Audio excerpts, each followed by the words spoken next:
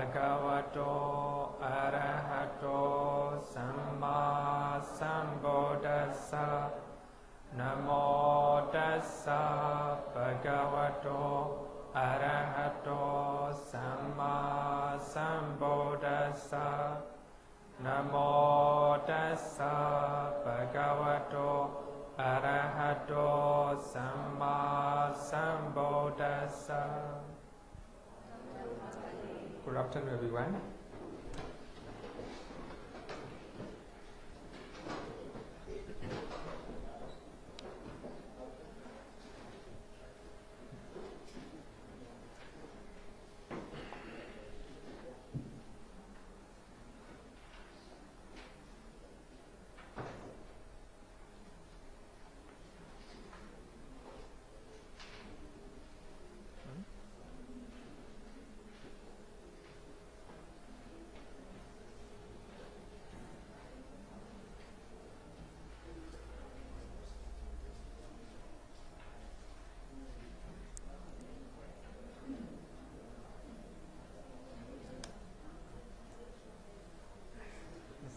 Channel.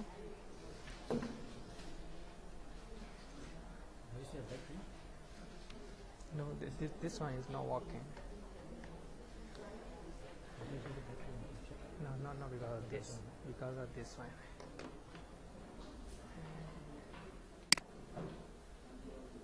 Okay, and try again.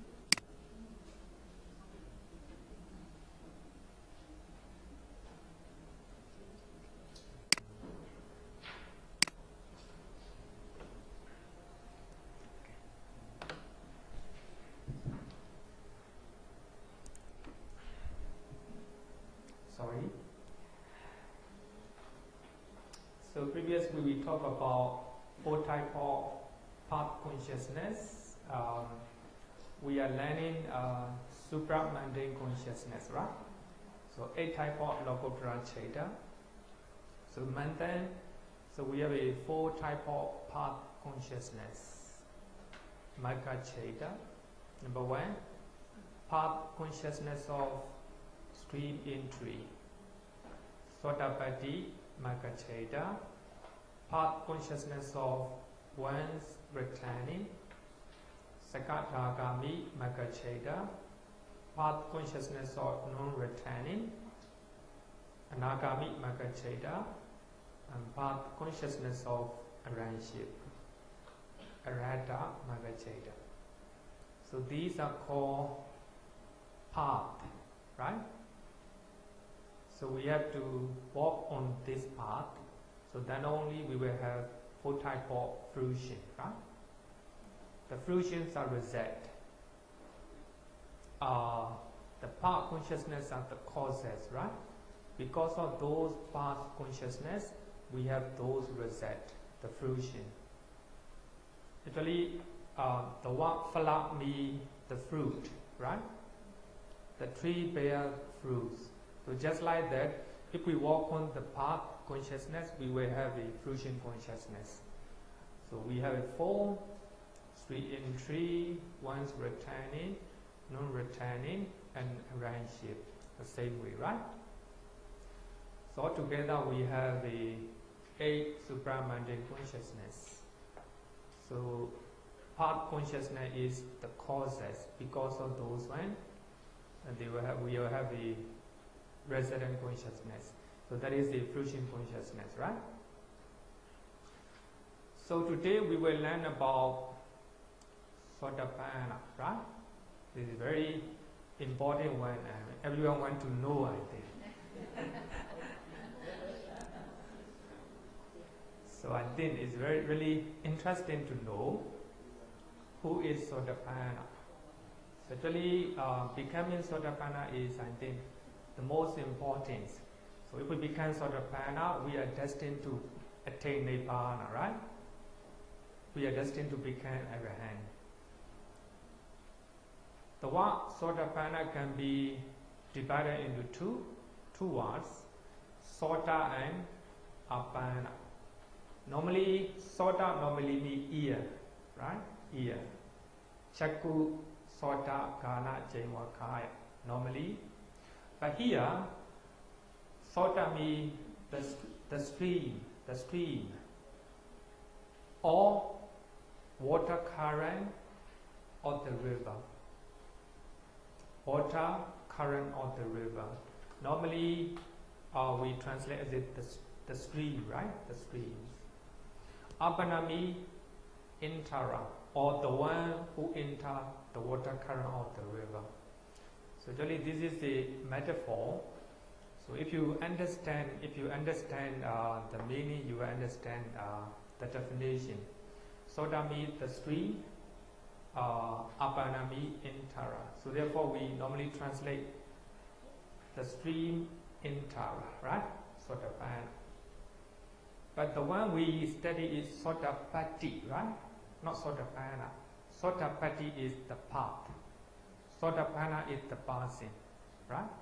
Sotapana. So later we will use Pali word. I think most of you are very familiar with Pali term, right? Sotapatti, Sotapana. The three intara. So Dutiya Sariputta Sutta in Samyutta Nikaya. Actually here, Samyutta Nikaya chapter 55. So that is the Magga Sanyutta. So Magga Sanyutta, the Buddha talk about the Eightfold Noble Path, right? In many ways. So it is, this Sutta is one of them. So here, so I will highlight again that we are learning the teaching from Sutta Pitaka with the help of Abhidhamma model, Abhidhamma phrase, right? Abhidhamma phrase. So therefore, earlier, as I said that, so the Abhidhamma is the further definition of the teaching from Sutta Pitaka, right? So therefore, so nothing wrong to learn Abhidhamma. So actually even last Monday, right? The Sapiyata, he recommend that before we learn Abhidhamma, we must know the teaching from Sutta Pitaka. So the way he said is correct, right? So therefore, we need to learn Abhidhamma with the help of Sutta Pitaka. So otherwise, we will not understand, right? So here also, we will learn Sotapanna with the help of sutras. Dutiya Sariputta Sutta. So the Buddha asks, Sariputta, this is said, the stream. Sota, the stream. So what now Sariputta is the stream? What is Sota? The Buddha is asking. The Venerable Sariputta said that this Noble Eightfold Path, Venerable Sa is the stream. So that is right view, Samadhi, right thought, Sama, Sankappa, right speech, Samavacha, right action, Samakamanta, right livelihood, Samaajiva, right effect, Samavayama, right mindfulness, Samasati, right concentration, Samasamadhi. Quite clear, right? Here, Sota, the streamy, nothing but the Noble Eightfold Path. Very important one.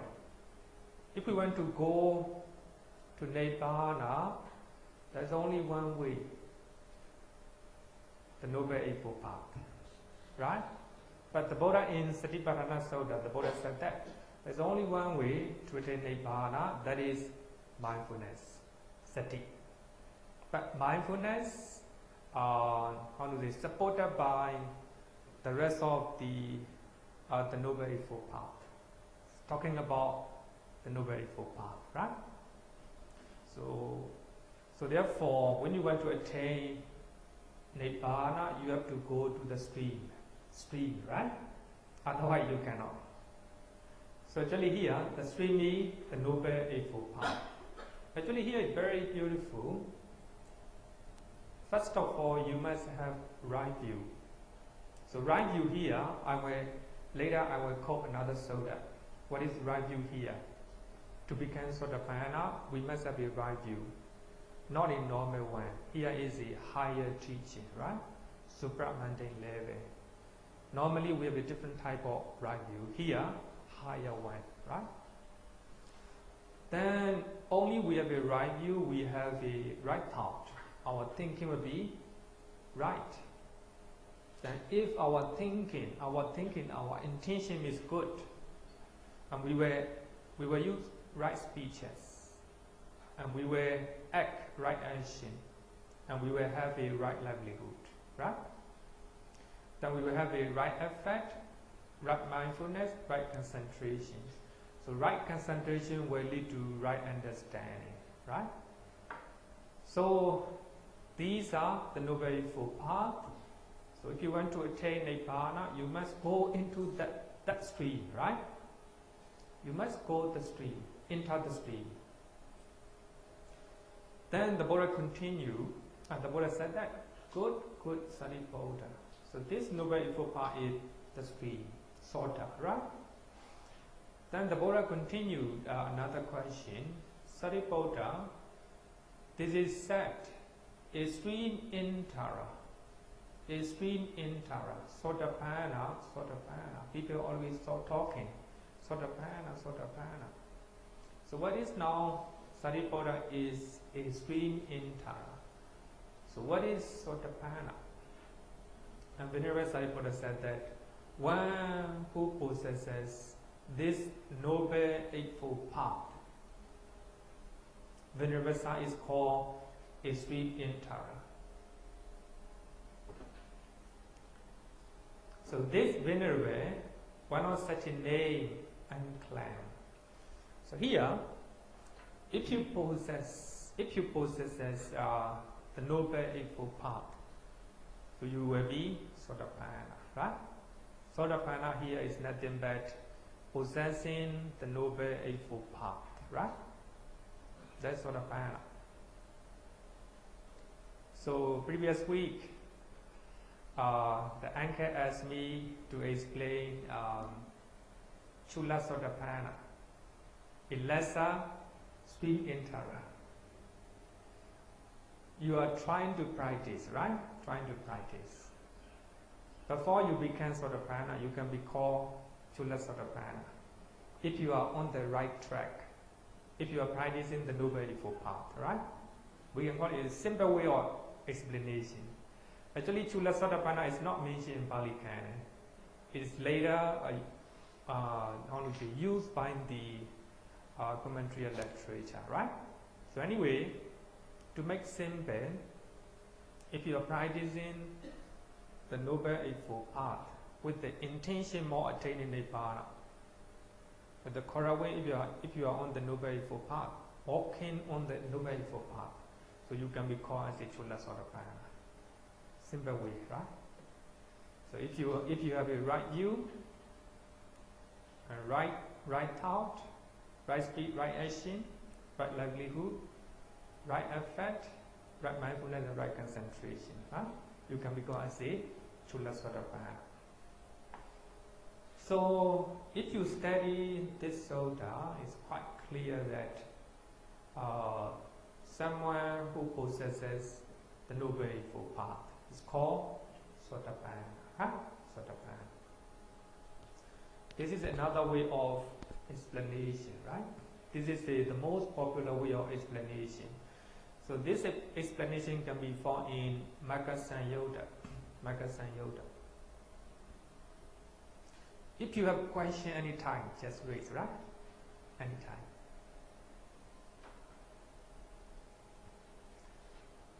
Sotapanna, the stream in Tara, are the one who achieve the first stage of sainthood, right? Everyone know? They are called stream in Tara because they enter the stream of the Noble Eightfold Path and are irreversible from that path. That's very important. Irreversible from that path. The moment you become Sotapanna, you are not going back. You are staying on the water current of the river, where that leads to ocean, right? The ocean is nothing but Nibbana, right? The water current of the river is the Noble Eightfold Path. So he is just on the Noble Eightfold Path, walking on the Noble Eightfold Path. So wherever he act, wherever he speech, wherever he think, with the Noble Eightfold Path, right? So therefore he is all the time mindful. So he is leading to the ocean. In other words, leading to Nibbana, right? Enter the stream of the noble path, are irreversible from that path, not coming back. So therefore I jokingly said that we normally go to that stream and come back. Yeah, of course, sometimes we will right view, right? The right thought, right action, right speeches, right mindfulness, right concentration, etc. But we are not walking all the time. But we walk on the path sometime. By that time, I think for Chula Sodapana, I will explain later, right? If you are just walking, right, on the Noble Eightfold Path, if you are full of mindfulness, full of concentration, full of wisdom, then we are just like a Sodapana, right? But not real one. We have to go, right? We have to stay on the current, all the time, right? So here, Sodapana means irreversible. It's not coming back, right? Coming back. To learn about Sodapana, Okanda Sanyota is very beautiful.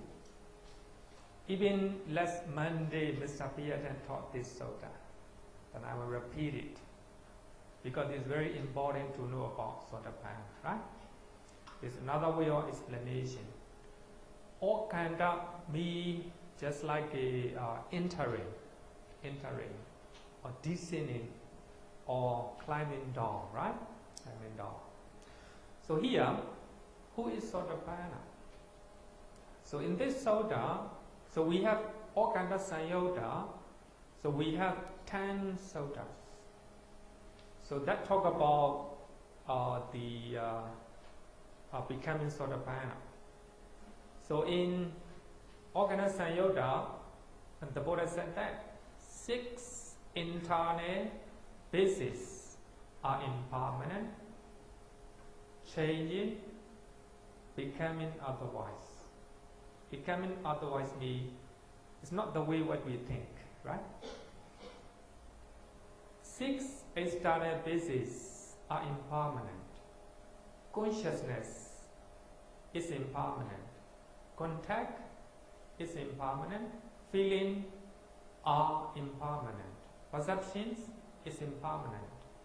Volition is impermanent. Craving is impermanent.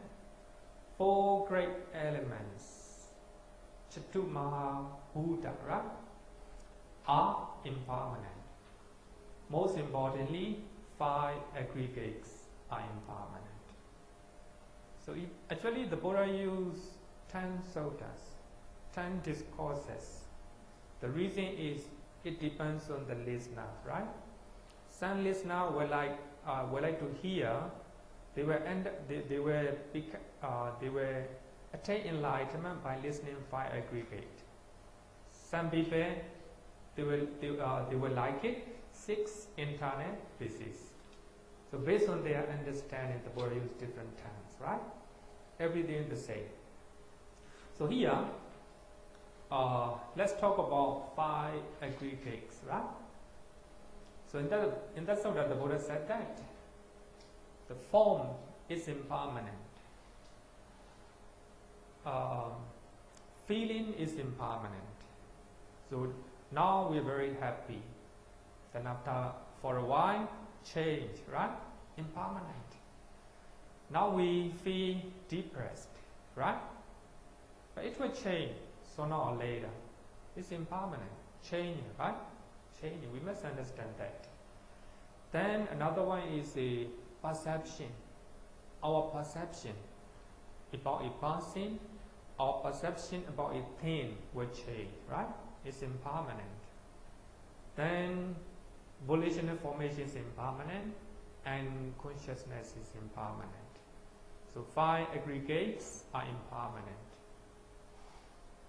That's very important here. I highlighted impermanent.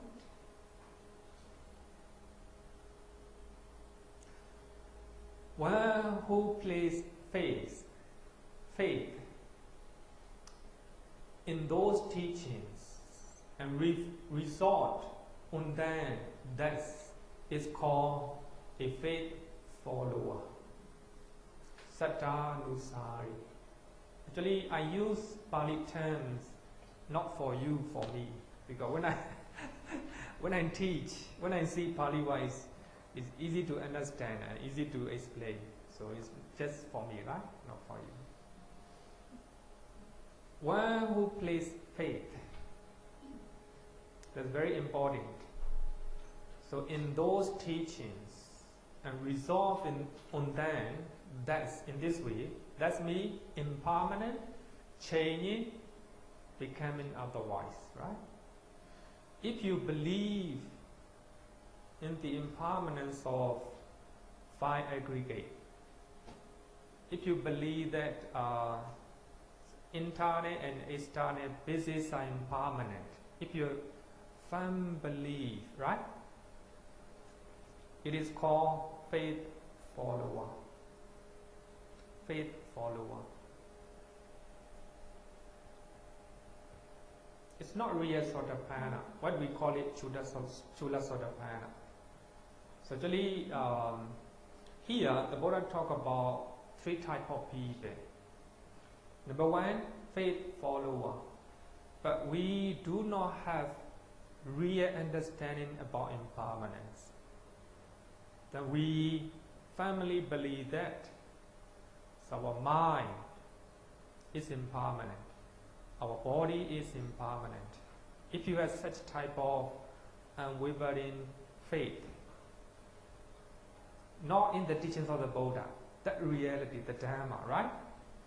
So therefore, the Buddha's teachings are realistic. The Buddha now talking that if you really believe that 5 aggregates are impermanent, so that is called the faith follower. In other words, we can call it Chula Sotapanna. Chula Sotapanna, the lesser Sotapanna. It's not real Sotapanna, someone who is destined to become Sotapanna, right? One who has entered Okanda, here, Okanda, right?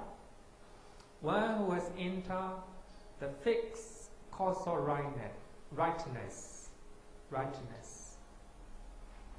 That means the Noble Eightfold Path. The Noble Eightfold Path. If you are fixed on the Noble Eightfold Path, if you are fixed that you have a perception or understanding or belief, especially belief in the impermanent nature of 5 aggregate. So it is called faith follower, the one who is oriented in faith, right? Actually, we can call ourselves. Normally, we do not have the real understanding about impermanent or the 5 aggregate. Of course, sometimes we understand, but we firmly believe, not firmly, we believe, we have faith, right? That 5 aggregate are impermanent. So we can call, right now, we can call faith follower.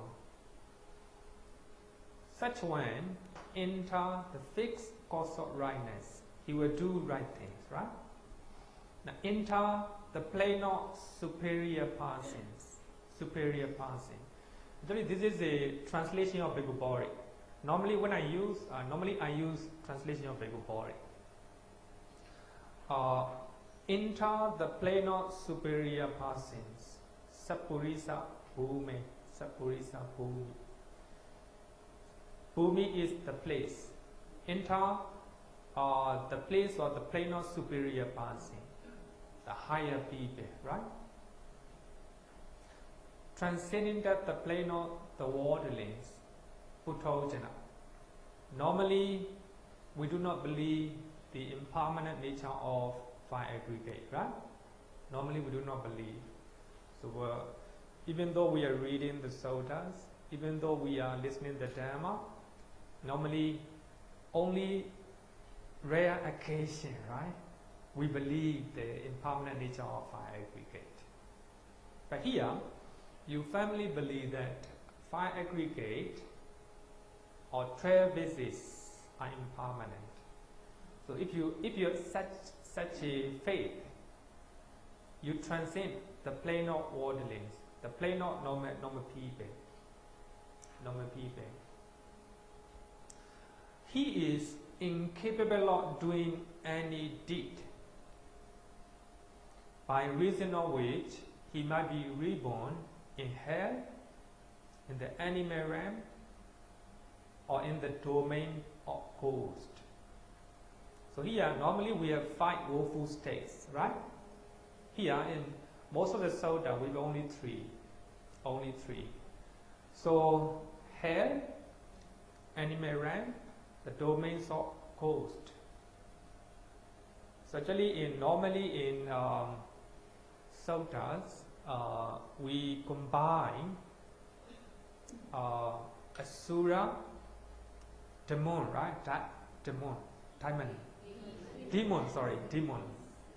Demons, and also hungry ghosts, right? Ghost. So we combine these two under the domains of ghost, right? So we have only 3. So here it's very important to know that he is incapable of doing any deed. He will not do any wrongdoings. So that will cause a reverse in hell, animal realm, and the domains of ghost.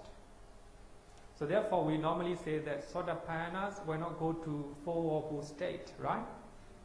The reason is he is not doing any wrongdoings, right? He will not do any wrongdoings. For that reason, he will not go. Not blindly, right? Not blindly. Very important to know. By reason of which he might go to 3 woeful states, right? Woeful states. Because he is not doing any wrongdoing. Because he has a right understanding, right? Right view and right thought. So therefore he will not do any wrong speeches, wrong action, wrong livelihood, right? He is incapable of passing away without having realized the fruit of spirit entry. The fruit of spirit entry means Sotapanna, Sotapatti Phalacheta, right? Fruition.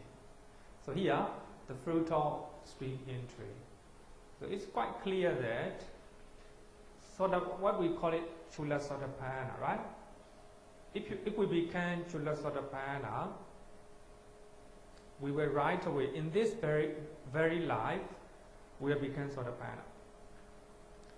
So regarding with the Chula Sotapanna, some scholars said that, not scholar, in commentary literature I want to say that. Commentary literature said that if you become Chula Sotapanna in this life, right, that you are sure not to go to 4 woeful state, only one life. But next life, it's not sure yet. If you make wrongdoing, you might go back again, right? Like this, such a teachings. But of course, we do not have any usage about Chula Sotapanna, right? But there is a commentary literature. And then the way they define may be different, right? And some scholars, they believe that Chula Sotapanna means faith follower, right? But in this very life, they have a strong belief in impermanence. For that reason, they will not do any wrongdoing. They will proceed. They will walk on the path all the time, right? So later, he or she will become Sotapanna. So this is the point. So this is the way I think if we may permit, right, and we can define Chula Sotapanna, right? Chula Sotapanna. But here, according to this Soda, he is destined to attain the fruit of sweet entry in this very life, right? In this very life. The next one for whom these teachings are accepted, that's, so that means five aggregate are impermanent, etc., right? Feelings are impermanent, etc. So after being pondered to a sufficient degree with the wisdom, here, wisdom, panyaya, it's called Dhamma follower, Dhamma follower, Dhamma nusari. So here the Dhamma is not the teachings of the Buddha, but the Dhamma means the the natural phenomena. Thank you. The natural phenomena. So everything five aggregate are impermanent. That's Dhamma, right? Not otherwise. So the 12 bases are impermanent, changing. That's the nature, right? The nature is called Dhamma. Dhammanusari means Dhamma follower. Because he used his wisdom. So earlier, the first one is he used his faith, right? He is his faith, but here is a wisdom. He himself know it, right? He used his own wisdom, the Dhamma follower. We can call it realistic, maybe realistic, right? One who has entered the fixed course of rightness, entered the plane of superior passing, transcended the plane of the worldling. He is incapable of doing any deed by reason of which he might be reborn in hell, in animal realm, or in the domain of ghost. He is incapable of passing away without having realized the fruit of sweet entry. So even in this life, you will become Sotapanna. Before you become Sotapanna, the world will still exist. So Kumanjala teacher said that suppose tomorrow our planet is going to destroy with a nuclear weapon. Someone is on the either faith follower or Dhamma follower. As long before he attained the fruit of sweet entry, nobody cannot destroy. Only after he attained the fruit of sweet entry, right? There is another explanation of assurance of such a person, right? So if they are faith follower or Dhamma follower, in this very life they will become Sotapanna, and they will realize the fruit of sweet entry, right? This is another way of explanation. The next one who knows and sees these teachings, thus is called stream entera, Sotapanna, stream entera, Sotapanna. No longer bound to the lower world. This is the quality of Sotapanna, I will say. If someone becomes Sotapanna, no longer bound to the lower world. Lower world here means full woeful state, right? Because they will not be reborn in full woeful state. The reason is they are incapable of doing wrongdoing. That will cause a rebirth there, right? Very important. Fixed in destiny. Actually, they were fixed. Destiny here means 7 life, right? Only 7 life. So therefore in Ratana Soda, So they can, they will never undergo 8 paths, only 7 paths. Even the wicked Sotapanna, he will not take any 8, right? 8 paths, only 7. Here, with the enlightenment as his destination, a very beautiful one, Sambodhi Parayana, with his enlightenment as his destination. So here, Sota means the Noble Eightfold Path, right? Sota actually means the stream or water current or the river. So, someone who is on the water current or the river, maybe by riding the boat, right? And he will go to the ocean. Just like that, the ocean is nothing but the enlightenment. With the enlightenment as his destination, destined to go there, right? He will not come back. At most only 7 paths, right? 7 paths. So if we read this sutta, I think the faith follower and Dhamma follower we can call it Chula Sotapanna, right? Chula Sotapanna. Even before you become faith follower or Dhamma follower, if you are walking on the path, we can even call it Chula Sotapanna, right? Because we are on the way, on the path, right? But here, only you knows and sees these teachings. These teachings mean 5 aggregate, etc. So they are impermanent. So if you see and if you realize by yourself, then we can call it stream in Tara. If you become Sotapanna, you will no longer go to lower world, and your destiny is fixed, and you have a enlightenment as your destination, right?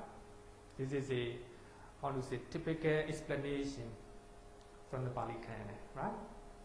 So when the Buddha talk about Sotapanna, he will use these terms: Avinipada Dhamma, Niyato, Sambodhi Parayana, right? So these are the terms. Any question?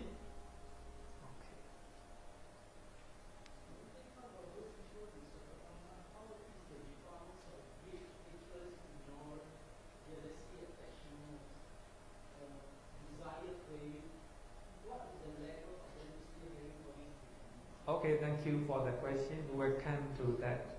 I will answer your question this slide. Any question? Okay. You've got more expectation and you just practice, but do you know yourself that you become a Sotapanna? No expectation? You practice without expectation. You don't aspire to be a Sotapanna or whatsoever. You just practice Buddhism. Okay, you embrace Buddhism and you practice it. You have no expectation because expectations sometimes are no good. So you just practice sincerely, and then will you know that you will become a Sotapanna? Without expectation, I think a little bit tricky word. Expectation means we can call it strong desire, maybe, right? Yeah. Actually, we have a one Pali word, Nihita Cheto. Nihita Cheto means we have to always bring our mind to the Nibbana. So here is a very firm and very strong expectation or desire. You know that you cannot attain, so it's like you don't aim so far, but you just practice, see where you can go. I think that, of course, when you are practicing the nature of impermanence, if you know that, if you understand the nature of impermanence, that is the way to becoming Sotapanna, right? If you know that, but your mind is not not thinking about becoming Sotapanna, but to understand the Dhamma. But if you understand the Dhamma, you become Sotapanna. Actually, of course, the best way is you must have a strong expectation. But of course, desire Desire must be there. I will use Dalai Lama word. Desire must be there. Desire to attain Nibbana, right? But when you attain Nibbana, the desire is subsided. So really I have given the example, right? You have desire to go to Langkawi, suppose, right? You have desire to go to Langkawi. When you go there, you are right there. So as soon as you are right there, no desire, right? Desire is automatically subsided. In the same way, we must have a strong desire, a very strong desire. The Buddha often, mention that one, right? So we must have a strong desire to attain Nibbana. But of course, the moment you attain Nibbana, that desire or expectation is subsided. So if you are too eager, right? Too eager, I must attain it. Just like a Venerable Anuruddha, right? He's eager to become Arahant. He is a Nagami. Eager. So I want to become. Why? What is the problem with me? He try hard, right? Even that too much expectation or too much desire, he cannot balance his mind, right? So therefore, very difficult to become Arahant. Then Venerable Sariputta give the way, right? Give the way. So therefore, before we go to Langkawi, we must have a desire to go there, right? But when we're right there, we have to, let go, or we have to drop the desire. Even you arrive desire, you still have desire to go to Langkawi.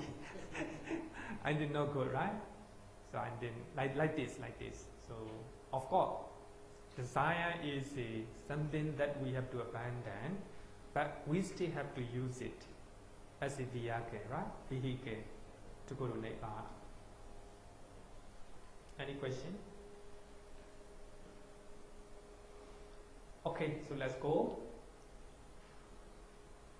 If someone becomes Sotapanna, so this is the way Pali Kana mentioned.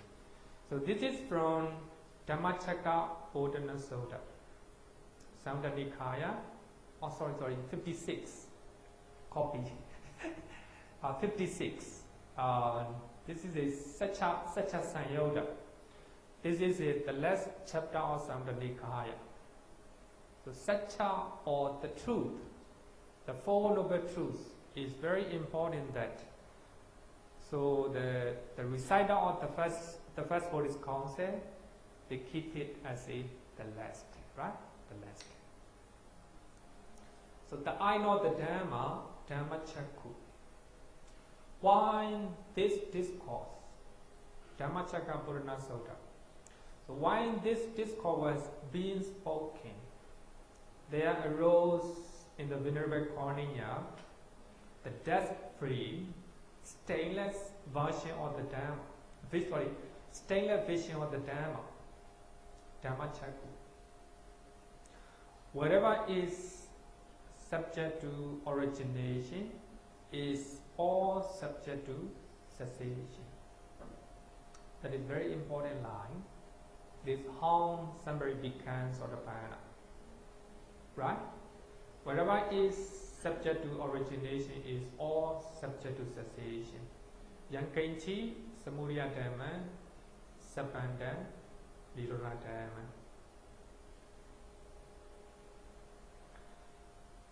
Whatever is subject to arising, some people translate as arising, is all subject to cessation. So here, this is how Venerable Cornea becomes Sotapanna. So as you know, the Buddha preached Dhammacakkappavattana Sutta. One day, the first day, Venerable Cornea becomes Sotapanna, right? So the reason is he has understanding about impermanence, right? Impermanence. Then second day, another man. And third day, another man. Fourth, fifth, another man. So the Buddha preached Dhammacakkappavattana for 5 days. So in each day, so one of them they became Sotapanna. So wherever is subject to origination or arising is also subject to cessation. So if you have this understanding, so you can reduce the amount of suffering in your life. We was born here. This is origination, right? Our life is originated. Our life arrives. It is subject to cessation. We will die. If we have that understanding, well, we can reduce the amount of fear of death, right? Actually, this is the nature, the natural one. So nobody can deter, right? This process. Something happen or something arise. It also has subject to cessation. It will disappear. There's only one thing that exists forever. That is Nibbana. Therefore, Nibbana is called asankata, unconditioned by the causes. Asankata, no condition. So therefore, no origination, no cessation as well. But the rest are called sankata, conditioned phenomena. Sankata Dhamma, conditioned phenomena. So a lot of causes, because of those causes arises, because they have the nature of the subject of arising or originations, they also have subject to cessation. We are here, arises, right? Now it is here, we die. If we can accept, or if we know that reality, that truth, we can reduce. That is Buddha's teaching. So the Buddha do not run away from the reality. The Buddha openly tells them, we must remember that we are subject to die. One day we will die, right? So in the in Gautama Nikaya, the Buddha talk about 5 things to remember all the time. One day we must grow old. That is reality, right? We are growing old. We are growing old. Number 2, one day we must fall sick. That's also reality. To remember, by remembering those reality, we are going face to face, right? Face to face. The next one is, one day we must die, because we arises in this world. That is origination, right? Because it has the subject to origination, it also has subject to cessation. We must die. That's reality. Actually, we are not giving up, right? So we try to stay a healthy life. That's another thing, right? The Buddha also maintain his body. That's another thing. We must try to live healthy life, to prolong our life, but no attachment. We must know that. So we will die one day, right? Another one is, the Buddha said that we must depart the beloved one. Not only beloved one, beloved things. You must leave your country. You must leave your family. That's reality, right? Actually, we have many examples around around us. Do you really accept it? No. Nobody accept, right? Because we don't have this understanding, the understanding of Sotapanna. Actually, I very often said that Sotapanna has only 25% understanding. So therefore, he has only 25%. He can reduce 25% of the suffering. Sakadagami, 50%. Anagami, 75. Arahanta, 100%. If we become Arahanta, no more suffering. Suffering means mentally, right? Mentally. So here we have popularity. Let's look at the atta and addresses, right? So they became popular. This origination or rising, the popularity arises, right? But it has the nature of arising. It also has the nature of downfall, cessation. But most of the atta or addresses, they do not understand. They do not accept that reality, right? For those who do not have that understanding, they are full of suffering. But of course, when they are popular, very happy, then downfall, then a lot of suffering, right? Just like that, we are very young, right? Very young. But later, it will change. The nature will change, right? If we cannot accept, if we do not understand this nature, then we will have suffering. So therefore, understanding the nature of impermanence is very important. So therefore, the Buddha said that, the Buddha very often said that, so the five aggregates are impermanent. So what are impermanent are suffering. What are impermanents are suffering. So what are sufferings are non-self. These three are linking each other. The most important is to understanding the change, right? So actually, we have a problem with the knowing of the feeling of other people regarding with our own, right? Sometimes people may like you, but that feeling is subject to change, right? So if you understand that nature, can reduce the amount of suffering. So that is the understanding of Sotapanna. So other than Nibbana, everything is the nature of impermanent, subject to change. So therefore, they also are, so wherever is subject to origination, is all subject to cessation. So meditation is nothing but, inside meditation is nothing but trying to understand this nature by using our mindfulness, by using our concentrations. So if we have mindfulness and concentration, we observe our mind, we observe our body, and we will know it. Just like using our powerful classes, right? So we will see the real nature of our mind, the body, and everything. So if we understand that reality, the impermanent nature of our mind and body and everything, then we can reduce. We understand the reality. So things are happening according to their process, that process.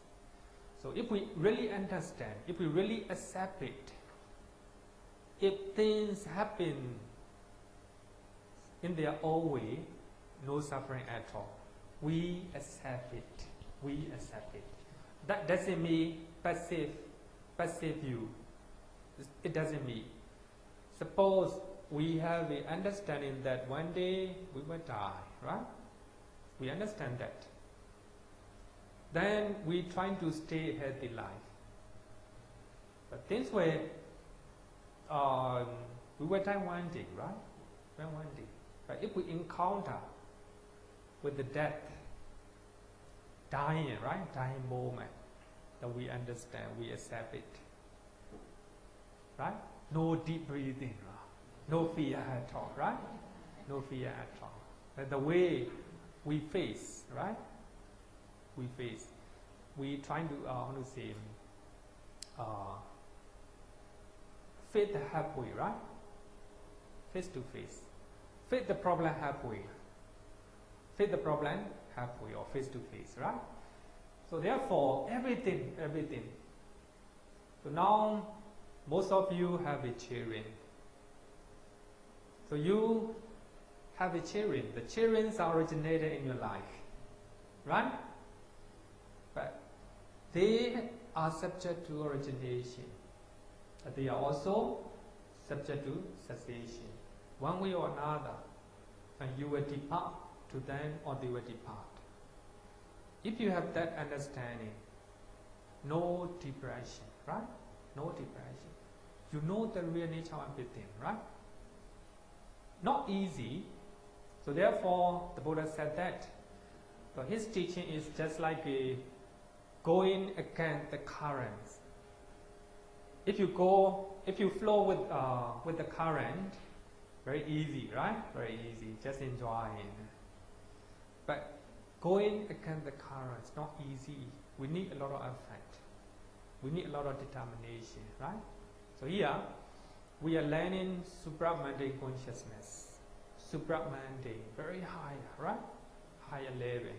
So therefore, we must understand that this is a higher level of Buddha's teaching. Someone who becomes Sotapanna, then Pali Canon only mention this line. Whoever, the king, or the beggar, or the monk, or nuns, or lady devotee, anyway. So the Buddha said, Pali Canon mentioned. So they have a stellar vision of the Dhamma that's whatever is subject to origination is all subject to cessation. That's nature, right? So therefore, we have 89 chaitas.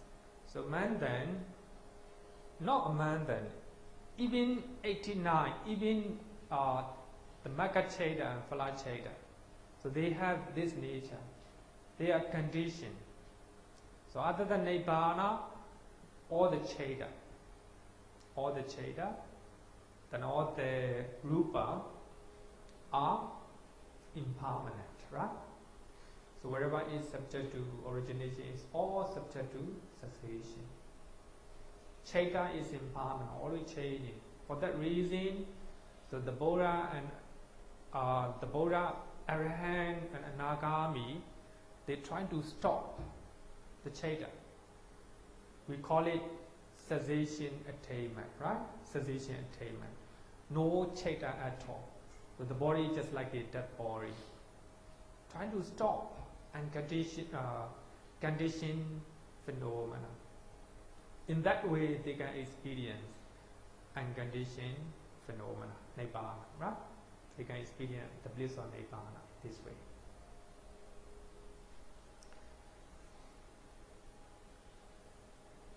So speed interact eradicate two defilements. Number one, wrong view. So wrong view is the opposite of wisdom. The opposite of right view, right? The opposite of right view. If you do not understand that five aggregate are impermanent, if you do not understand, that's wrong view. We have a wrong view, right? But if you understand the five aggregate are impermanent, that is right view. So therefore, the Noble Eightfold Path. So when you're walking to become Sotapanna, right view here means not ordinary one. So right view here means we must understand that five aggregate are impermanent, changing, becoming otherwise. Right? So therefore, suffering. Therefore, non-self. So we must understand that. So then only it will become right view. If you do not have such type of right view, that means wrong view. So wrong view can be, I will explain only two. So here, wrong view here means believing in permanent entity, not normal one. So here, if you think that killing is good, right? This is also wrong view. This is a normal one. This is normal one. Not nothing to do with Sotapanna, right? But here, wrong view means believing in permanent entity. There is a permanent entity. So here, two types. Believing in soul. Believing in soul. Many people in the world believe that there is a permanent entity inside their body. Inside their body or outside their body, right? Permanent entity. It's called soul. Many people say the soul, right? Especially for those who are from God believer, right? God believer, they believe soul. So even some people dare not to cremate their body after they die. They have wrong belief, right? Believing in permanent soul. So according to Buddhism, if we are talking about Sotapanna point of view, such type of view is wrong view, right? Wrong view. Another one is identity view or self-identity view. We identify five aggregates as a collective whole. Normally, this is our body, mind body, right? Mind body, your body. We see five aggregates as a collective whole. We cannot analyze into pieces. We cannot analyze as a form. We cannot analyze as a feeling, perception, volitional formation, and consciousness. So for that reason, we have a lot of anger, a lot of bias, right? Because we see as a collective whole. If we see everybody as a, the five aggregate, no point to feel angry, right? No point to feel greedy or deluded, like this, right? But if we have identity view, then we identify consciousness, feeling, perception, all these one as the I, right? I. And my, right? My computer, my house, my car, right? So you use it as a, you are say as a whole, right? Say identity view. You don't see it as a five aggregate. But Sotapanna, they have such a understanding, right? But of course, as soon as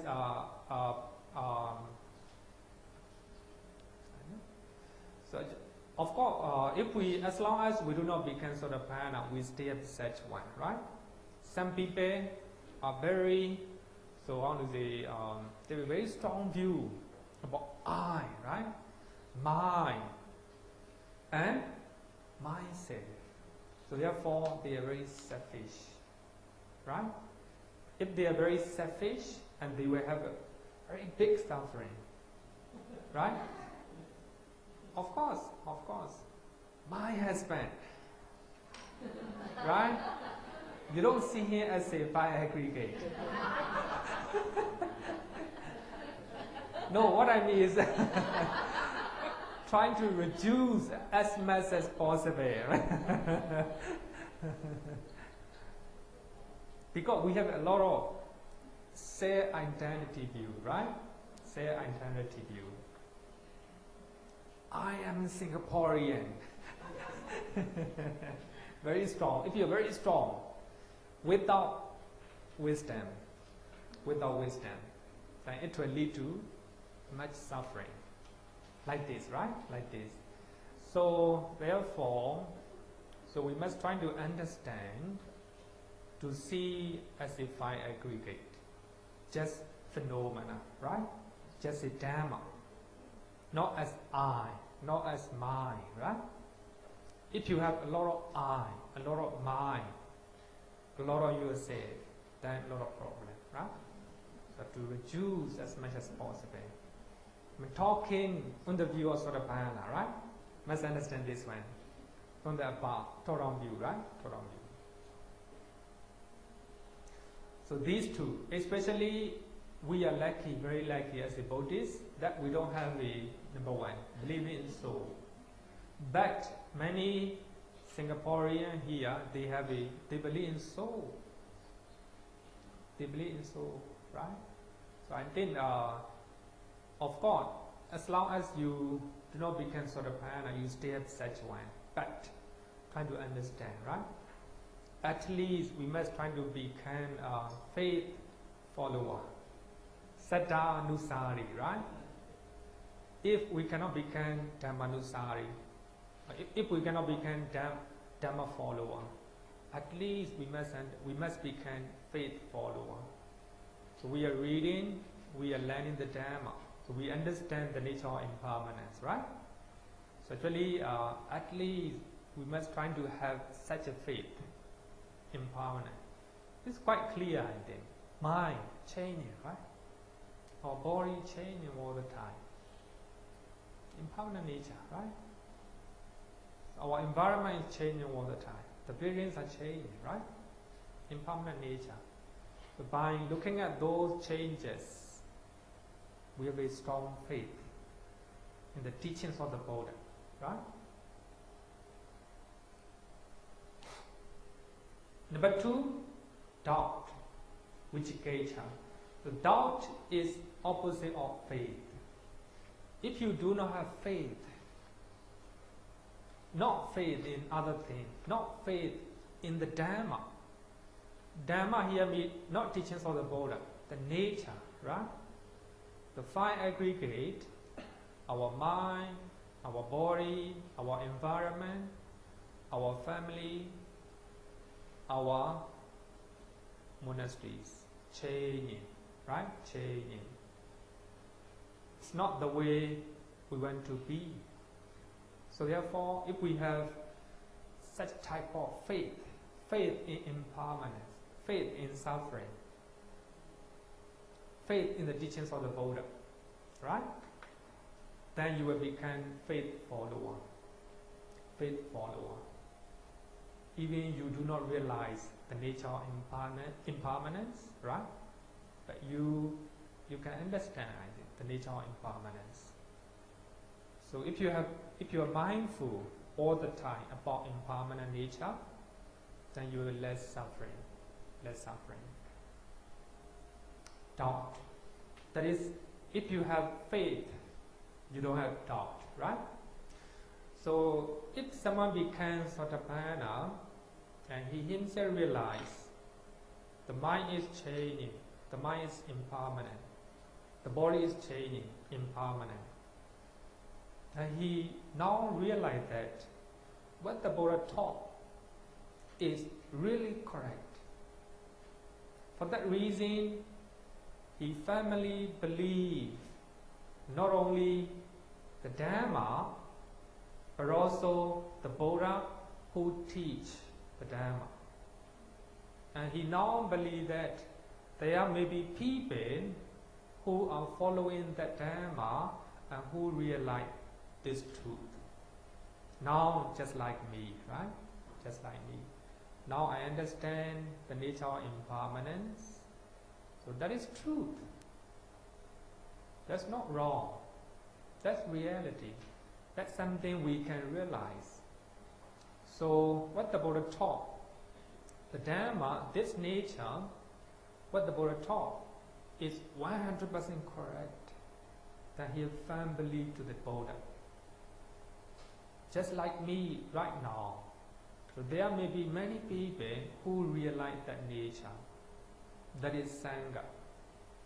Sangha is not only the monks, not only the monk, the nuns, but also actually Sangha here means the 8 type of individuals. So 8 type of individuals is nothing but 4 paths and 4 fruition. People who have those understanding, 8 type of individuals. So they are called Sangha, right? Sangha. So in this way, we normally say that what is Saddha?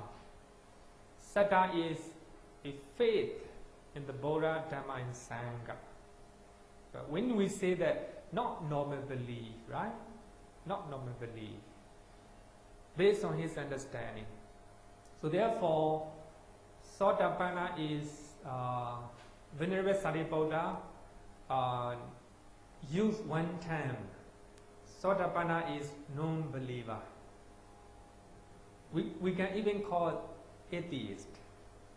Sotapanna is atheist. He do not believe anyone. He believe his own understanding. Based on his own understanding, he believes the nature of impermanence. So therefore, he is non-believer. The opposite, right? Opposite. So as he understands the nature of impermanence, he firmly believes that the one, the teacher who teaches that teaching is the real teacher. There may be many people who realize they firmly believe the Sangha as well, right? Sangha as well. So these are, if we talk about in terms of defilements, in terms of kilesa, we go two, wrong view and doubt. He has now right view. The right view is whatever is subject to arising is subject to cessation. He has a wrong thinking or wrong view about impermanence, right? So if he has a right view, he automatically review wrong view, right? Wrong view. So as he understands as he has a right view, and he remove doubt about teachings, doubt about his practice, doubt about the Buddha who showed that teaching, the Sangha who are following, right? So in this way, Sotapanna is believer or triple chain, right? Triple chain. Any question? Okay. In terms of, this is another, the Bande Gunaratana in his Beyond Mindfulness in plain English. And he said that if your path is faith, faith follower, then at the attainment of street entry path, Sotapatti Magga, you will first destroy doubt, right? Because now you don't have real understanding, the real wisdom about impermanence. But by listening to the Dhamma, by reading the book, by intellectually understanding, thinking, logically thinking, so you firmly believe the teachings of impermanence, right? The five aggregate impermanence, changing. The 12 bases are changing, right? Impermanent. So you are strong faith, the faith believer. If you are a faith believer, the first one you destroy or you eradicate will be Viciketa, right? Viciketa.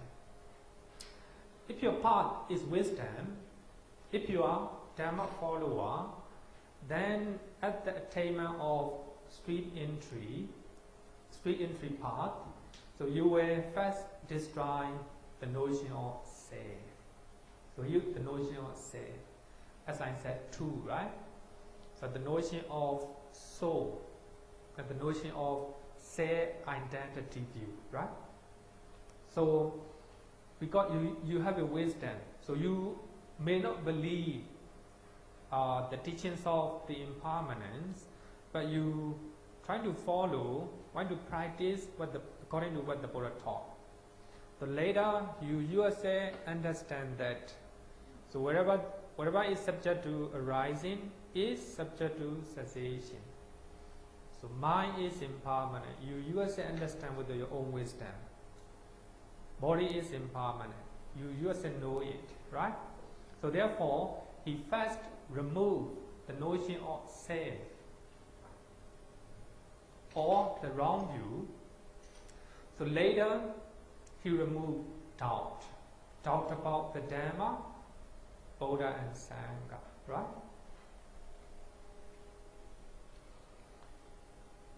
In terms of factor, Sanyojana, the sweet intera eradicate three factors. Number one, wrong view.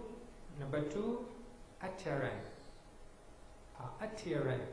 or clinging to rights and rituals.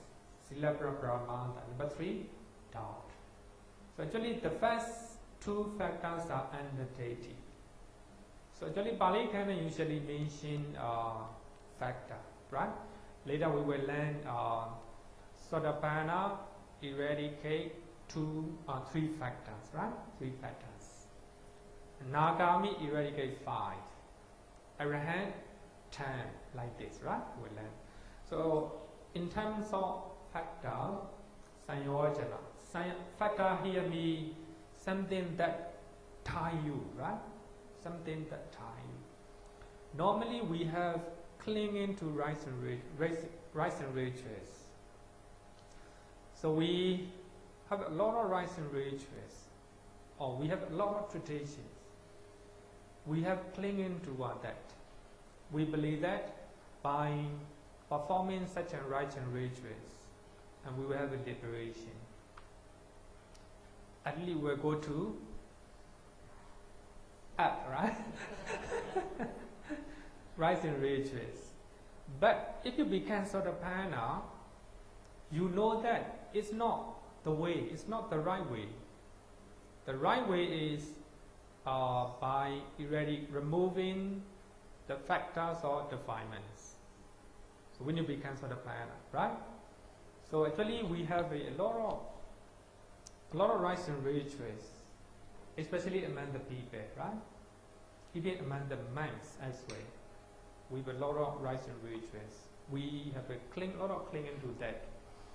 Sometimes we think that if we do not perform that rites and rituals, we will be in danger. Like this, right? If you become Sotapanna, you won't do such one. You don't believe. You no longer believe that those rites and rituals are not important. They are just tradition. You can follow or do not follow. It's up to you. But you still have respect those rites and rituals. Right? Rites and rituals. So I think we have a lot of examples to show rites and rituals, right?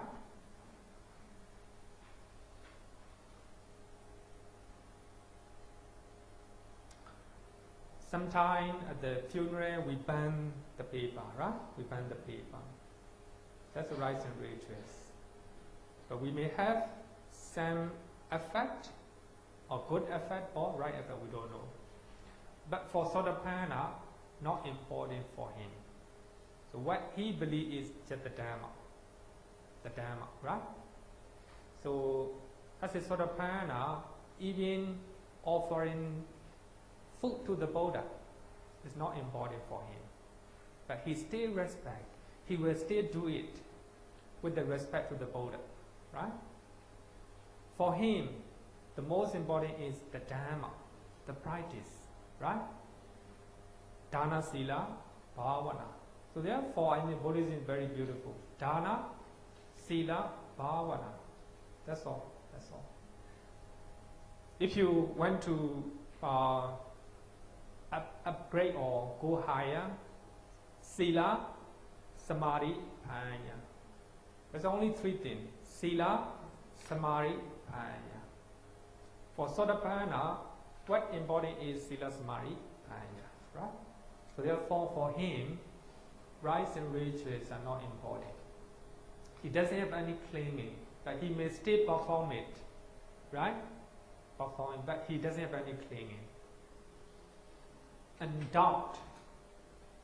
So I will explain that. Doubt about the Dhamma. The Dhamma here means the impermanent, suffering, and non-sense nature of five aggregate, right? That is, you don't have any doubt. So in terms of factor, right? Okay. Chanting, it depends on our understanding. If you chant mindfully with the concentration, that is under meditation. Under meditation, right? Yeah. Because chanting, you're mindful of what you're doing, right? So therefore, it's regarded as a meditation. So, therefore, we have a different level of doing good deed. Some people come to temple and they attend puja thinking that they will have happiness and they will have prosperity and their business will be good. Like this, right? It's a different level of good deed. Actually, it's also nothing wrong. It's good. Why not? Even you come to temple, it is good. Because, as you know, the temple, everyone come here not to make any problem. Right? Everyone come to temple with a good intention, right? Actually, instead of coming to temple and you go other places, like a nightclub, right? People who go there, bad intention, right? Then your feeling and your mindset will not be good. You came here very mindful, listening attentively, and sitting silently, right? Good. Actually, I only believe that, especially in Shrine Hall and Chugunyo Hall, are very powerful. I believe, because full of powerful thought. We are chanting very powerful voices, right? Here, a lot of teaching here, this time. So actually, a lot of vibration of the teachings of the Buddha, right? Very powerful. So I really believe. So what I want to say is, even you come to temple, it is good, right? Just come to temple.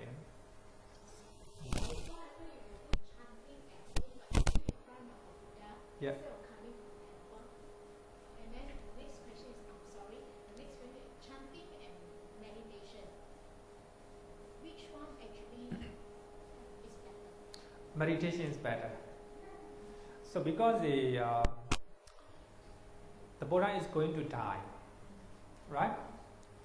Many men are flocking to the Buddha. They want to pay respect to the Buddha, and they are looking after the Buddha, just seeing the Buddha, what will happen to the Buddha, right? By that time, one of the monks does not pay attention to the Buddha. Although all the monks, and he is just sitting silently and meditating. And the monk said that, some monk said that, why you are doing like this? The Buddha is going to die. You should pay final respect to him.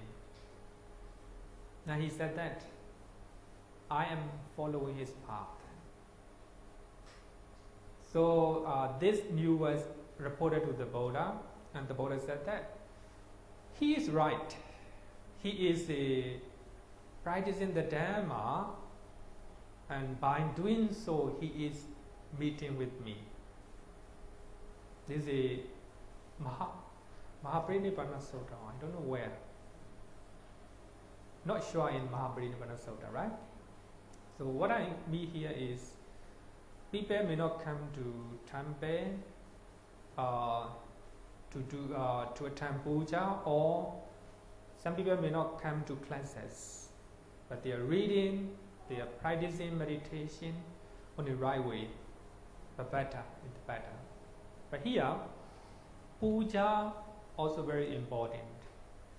So as we have the puja, we have wholesome thought at least twice or 3 times a day. For us, morning puja, body puja, and shrine hall puja. Sometimes, of course, we are lazy to attend. But as a monk, have to do it on duty, right? Have to do it as a duty. But of course, by doing, so we increase our faith and our energy, then we are in a right direction, accumulating good things, right? So what I want to know is, of course, we must know the aim of chanting, right? The aim of chanting. The different level. As I said, some people may come to temple because of their job, right? They come because by coming to puja, and they believe that they will have a stable job, right? It's also good. Why not? It's coming to temple, right? And some people may think that by attending puja, they will be good health, right? Of course, it's also good. A good business is good.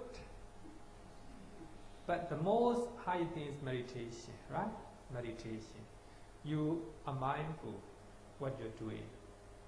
But if you know the meaning of what you're chanting, the best. Suppose you are chanting Iti Piso Bhagava Arahan Samasambodo. The moment you're chanting, you understand the meaning, right? That is called Bodhanosati, right? The recollection of the Buddha.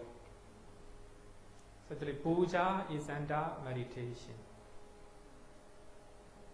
Whatever aim you have, whatever desire you have, if you try puja, anyway it's good, right? But different level, right? Different level. So here we are learning the higher level, supramundane level, right? Supramundane consciousness. So the Sotapanna, if we talk about in terms of factor, three factor. The wrong view, adherence, clinging to rights and rituals, doubt, and the first two factors are under deity. As you know, in Buddhism, there's no rights and rituals. Rights and rituals are not important, right? Not important. But after Buddha passing away, so people don't want the higher level of good deed. So therefore, the monks had to create, or the monks have to invent a lot of rites and rituals. Blessing, there's no blessing at the time of the Buddha. Actually, but last Thursday I explained about Ratana Sutta, right? So according to commentary, not Pali Canon, according to commentary, Venerable Ananda, he go around with Sali and he sprinkled the blessing water. We call it holy water, right? Holy water. This also, actually I'm not blaming that. This is a different level, right? If I were a lay devotee, lay person, that will come to shrine hall and get blessing from the Pandit, it will make me a lot of joy, no? A lot of, the safety in my mind. But even for me, when I sprinkle the holy water, blessing water, I strongly believe that this is powerful. So here, if we look at from Sotapanna point of view, we are looking at from top-down view, right? Supramundane level. Those blessings, those offering candy or offering food to the Buddha are not very important for him. So what important is the Dhamma. What important to him is the Dhamma. So now I'm not talking that offering food to the Buddha is not good. Not like this. It is good. The blessing is very good. But if we are talking from the Sotapanna point of view, they are not important. So what important thing is realization, right? Realizing that five aggregate are impermanent. Relationship with the Sambhari is impermanent. The relationship with your children is impermanent. Your life is impermanent. If you really understand that way, right, that reality can reduce the amount of suffering when you encounter with such a reality, right? Such a reality. So therefore, in Buddhism, rites and rituals, we're very lucky. We're very lucky that in Buddhism we have only three: Sila, Samadhi, Panya. There are no rites and rituals. Dana, Sila, Bhavana. No rites and rituals. Where? Right? So therefore, rites and rituals are not important. Not important for us. So, regarding with auspicious days, the Buddha taught two suttas. Depend on two levels, right? In Anguttara Nikaya, so the Buddha, the sutta is the name of the sutta is called Pavana. Pavana means morning.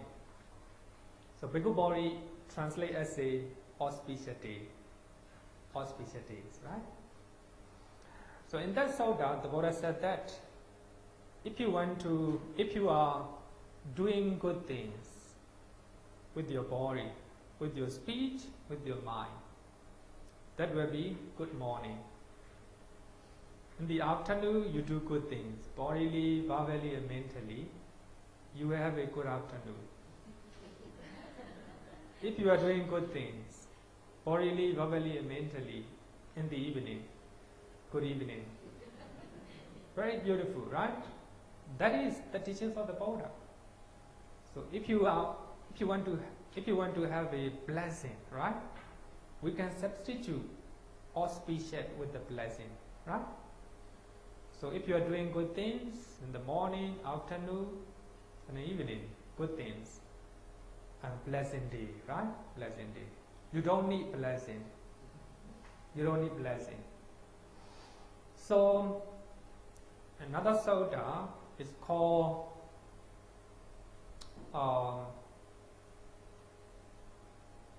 I forgot the name of the sutta, from Majjhima Nikaya. So Bhikkhu Nyanamoli translated as a excellent day,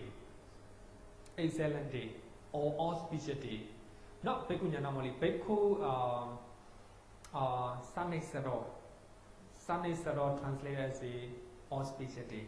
The same thing, but different usage. So in that sutta, so the Buddha said that, so if you are staying in the present moment, if you know right now, right, then that will be pleasant. If you are staying, if you are mindful right now, it's auspicious day. If you are staying with the mindfulness in the present moment,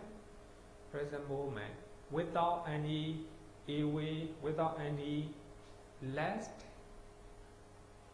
without lobha, dosha, moha, right? Then if you are staying, that will be auspicious day. It's a higher level, right? Higher level. So therefore, we must understand it according to context, right? Let me see.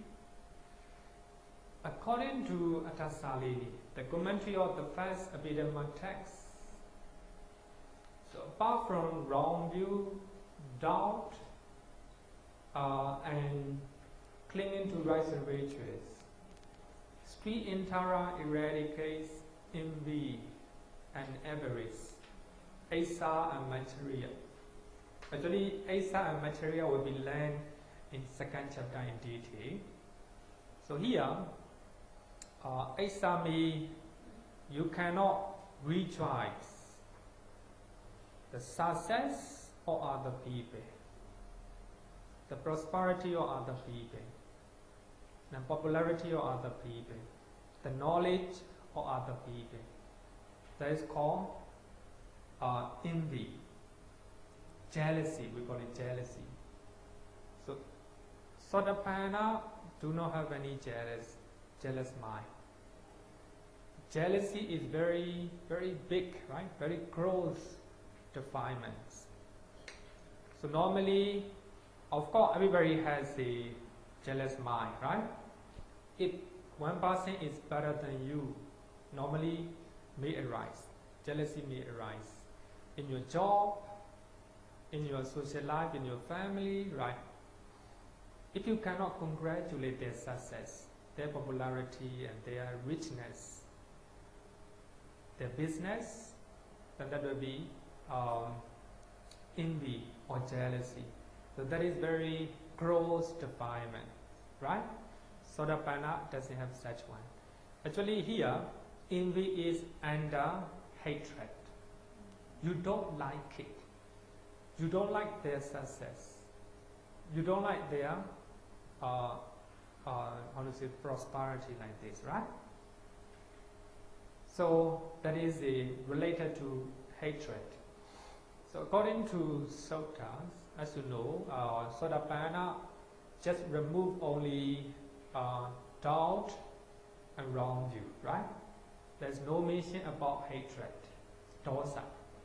But according to commentary, also according to some teachers who became Sotapanna, and they said that Sotapanna is very mindful most of the time. But of course, sometimes it's not mindful. That time, some defilement, is Citta defilement coming. He right away understand it, know it, right? Here, envy or jealousy is very, very big, right? Very gross defilements. Sotapanna doesn't have such one. He can appreciate, he can congratulate the success of others, right? The next one is avarice. Avarice is you don't like to share what you have. You have a lot of knowledge, a lot of materials. You don't want to share with other people, thinking that by using my material and they will do something then you don't want to share your you don't want to share suppose the temple here, right? You think that this is my temple, do not come in. You don't want to share, right? If people come in and you don't like it at all, you don't want to share, right? And also you don't want to share your possession. In an office, you may have a higher possession, right?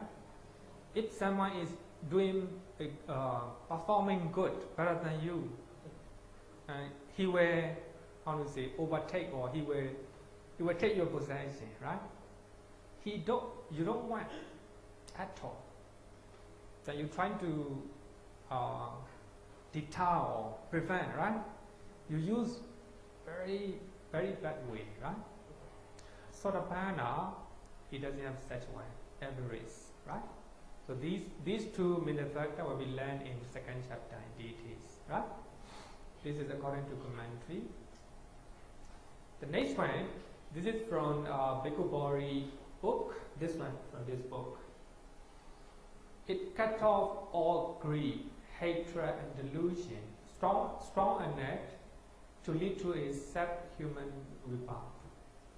I do not understand this one. Subhuman rebirth. Awful rebirth, I think. Subhuman. What is it that means? Okay, leave it. I think that he want to say that subhuman being similar to human being, right? Similar to human beings.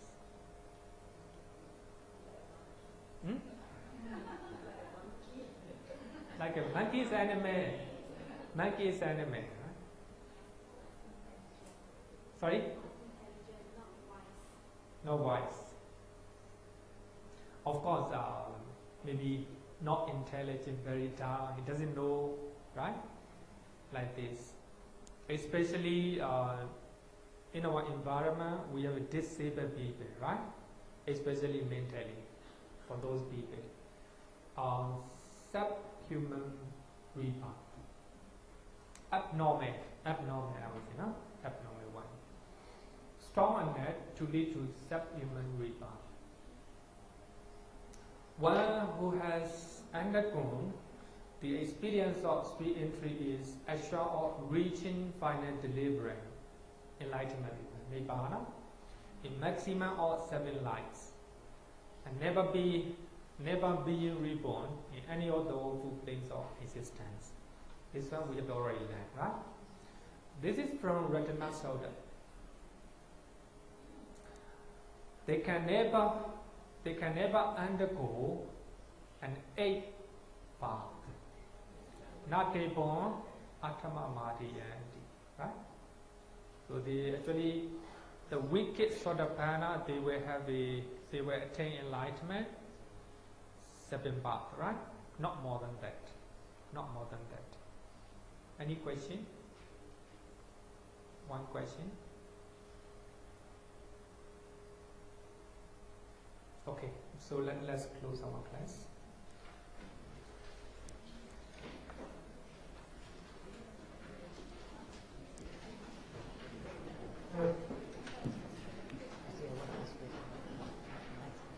Later.